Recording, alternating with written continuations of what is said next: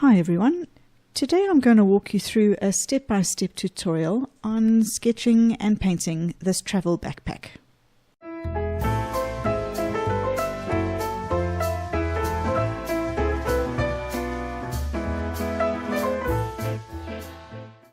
Nothing says that we're ready to go on holiday more than a jam-packed backpack sitting at the front door waiting to leave for the airport, and that's why I've selected this picture to paint today. Supplies that we'll need today are a sharp pencil. I'm going to use a size 0.2 micron permanent fineliner pen, a size 8 paintbrush, eraser, a paint palette for mixing, a spray bottle, tissue paper, and a jar of clean water. I would normally use my travel palettes to paint on the go, but because of some of the unique blues and greens in the picture today, I'm going to use my Daniel Smith palette of paints that I've got in my studio. There's quite an array of colors in this tin, and it's just going to make mixing colors easier. For today's sketch, I'm going to use Bahong Artist's Watercolor paper. It's a fine grain cold press paper, and it's 100% cotton. Today's picture is a small one at 230 by 150 millimeters, and it's great 300 GSM paper. I would normally use a travel sketchbook for a sketch like this, but there's going to be quite a few layers in the sketch today, and I wanted to therefore use a thick weighting 100% pure cotton paper for today's sketch. This is a paper block. I'm going to paint with the paper on the block, and when it's finished, there's an opening at the top here that I can run a blade through and separate the finished image from the pad. I started by sketching some very light lines on the page just to make sure that the image was going to fit on the page, but those lines are a little bit too light for you to see. And now I'm going over and sketching properly with my pencil. Today's tutorial is slightly longer than usual because the subject matter is quite complex, and I felt that I wanted to highlight and discuss every single step along the way. And so for that reason it is going to be a bit longer, but I'm not going to talk all the time. I will let the video play through from start to finish and explain things as we go along. As I've mentioned, I already started with the basic outline of the backpack, but I actually think that the most difficult part of the sketch is going to be the straps and the buckles. There's simply so many of them, and it's going to take me a little bit of time just to get them all in the right location, as well as the buckles. I think that getting the buckles in the right place, as well as indicating the twists in the straps, is going to give a very realistic element to the sketch. So I'm going to constantly refer to the photograph and just try and get those buckles and straps in at the best that I can. So take your time and sketch along with me at your own pace.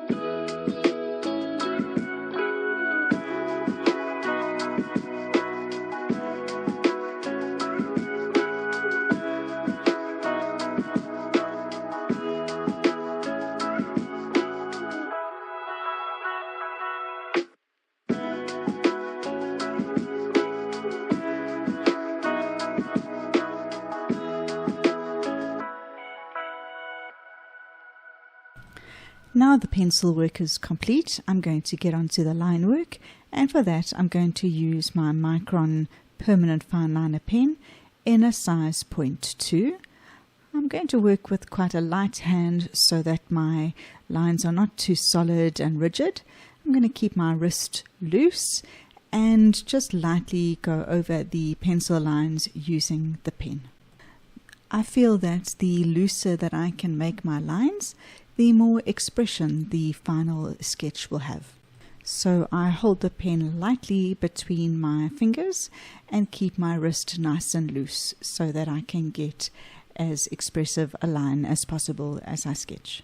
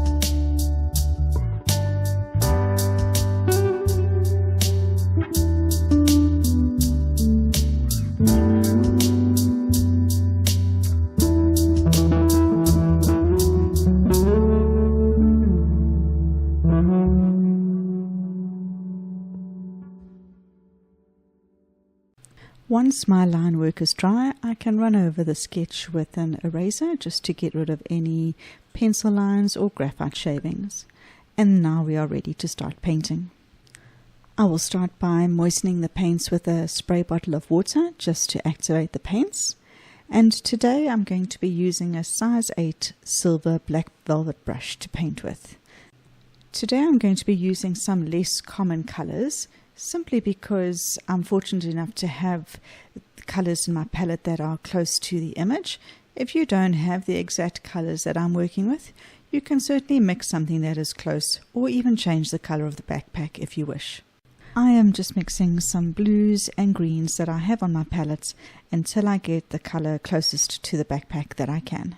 So now I will lay down my first layer of this blue-green color all over the backpack where it has got this color.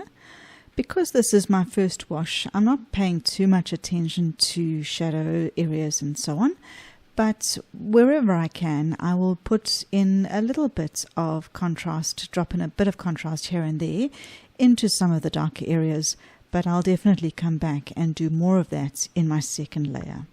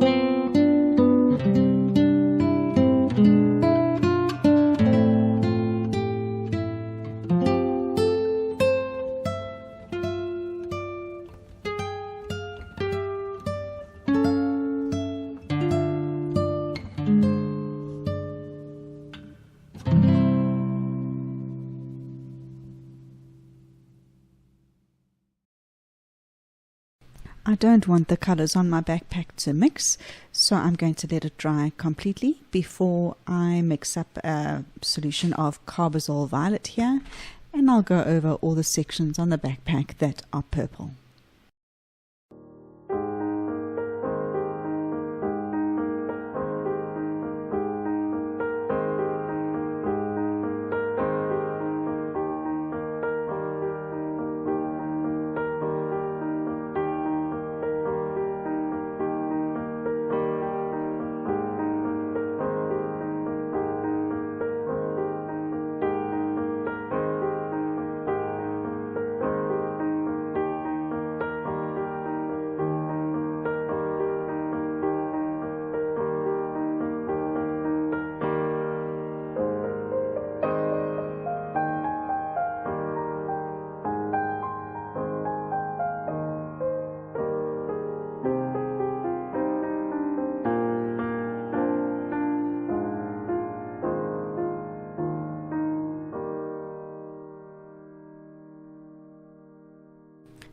Now I'm going to start work on the straps, and for that I'm going to mix up a solution of Payne's Grey.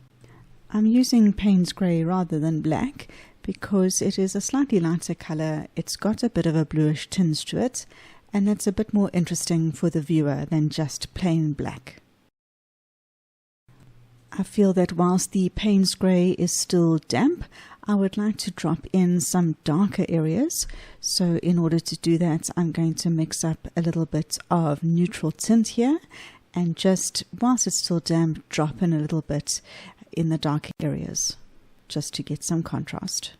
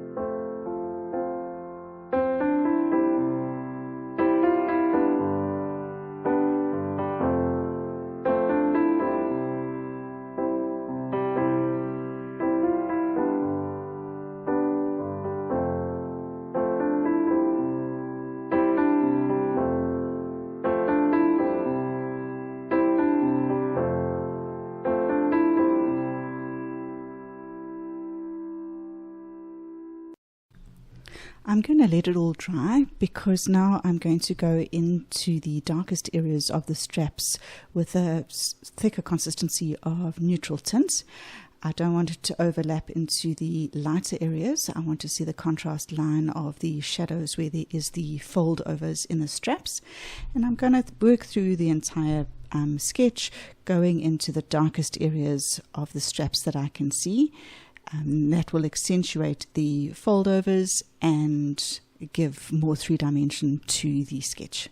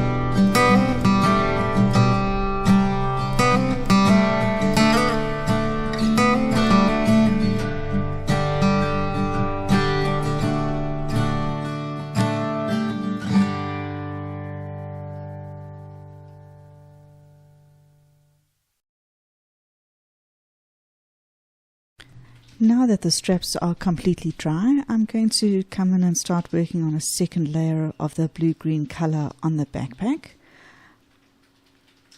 I'm going to work in this top area here first and having a look at where there are shadow areas.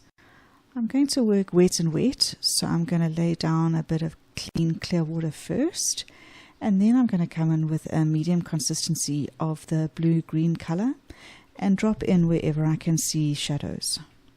I will then use my brush to help make a smooth transition from dark to light. I will slowly move through the bag now section by section, working wet and wet and dropping in the shadow color one bit at a time. The shadow is the darkest in this section underneath the flap, and so I'm going to probably have to do more than one pass in this area, but for now I'm going to drop in as much tint into this area as I can to darken it as far as possible.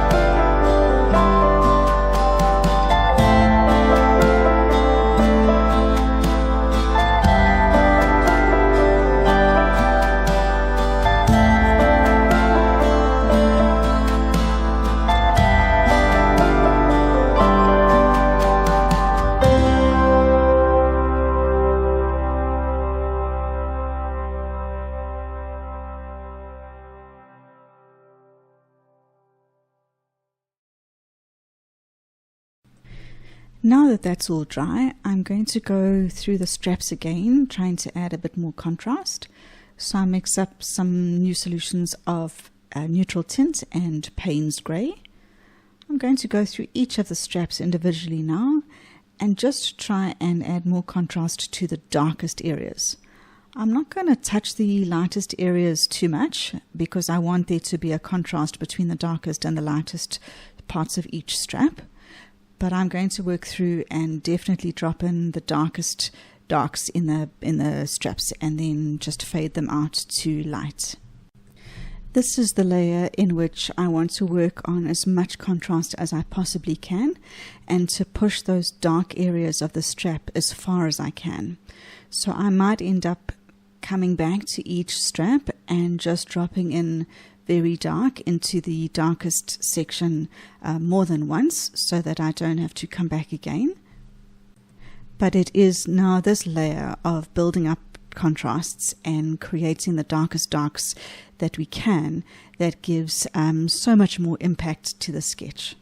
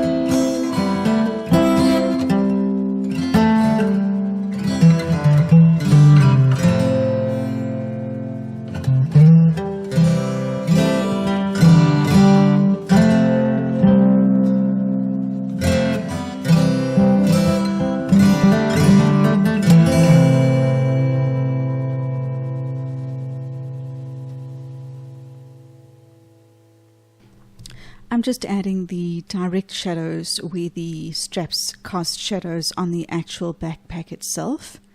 And now I'm going to do one more pass over the backpack using my shadow colors rather than the blue-green, just into the darkest areas that I can see where there are darker shadows on the bag.